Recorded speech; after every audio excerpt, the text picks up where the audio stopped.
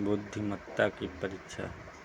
बहुत पुरानी बात है। उन दिनों आज की तरह स्कूल नहीं होते थे। गुरुकुल शिक्षा प्रणाली थी और छात्र गुरुकुल में ही रहकर पढ़ते थे। उन्हीं दिनों की बात है। एक विद्वान पंडित थे। उनका नाम था राधे गुप्ता।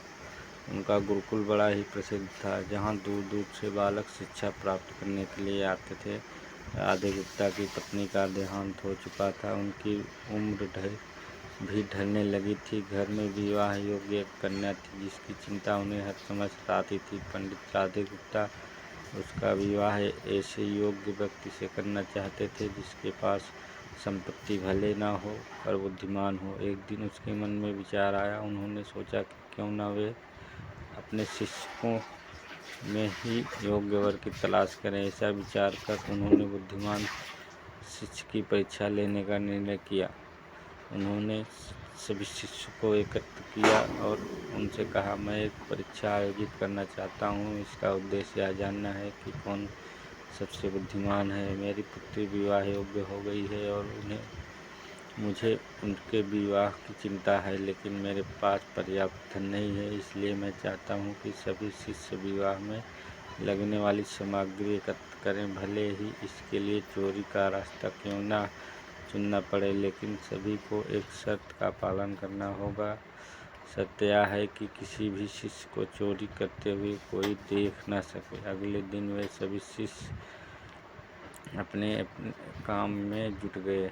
हर दिन कोई न कोई शिष्य अलग अलग तरह की वस्तुएं चुरा कर ला रहा था और गुरुजी को दे रहा था। राधे गुप्ता उन वस्तुओं को सुरक्षित स्थान पर रखते जा रहे थे, क्योंकि परीक्षा के बाद उन्हें सभी वस्तुएं उनके मालिक को वापस करनी थी। परीक्षा से यही जानना चाहते थे कि कौन सा शिष्य उनकी बेटी से विवाह करने योग्य है। सभी शिष्य अपने अपने दिमाग से कार्य कर रहे थे, लेकिन उनमें से एक छात्र रामास्वामी, जो गुरुकुल का सबसे होनहार छात्र था, चुपचाप एक वृक्ष के नीचे बैठा कुछ सोच रहा था।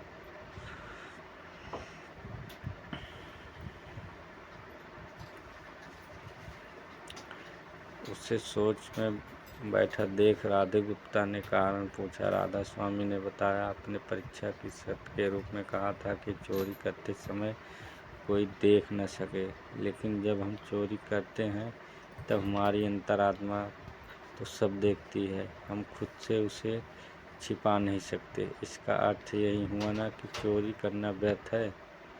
उसकी बात सुनकर राधे गुप्ता का चेहरा प्रसन्नता से खिल उठा। उन्होंने उसी समय सभी शिष्यों को एकत्र किया और उनसे पूछा, आप सब ने चोरी की, क्या किसी ने देखा?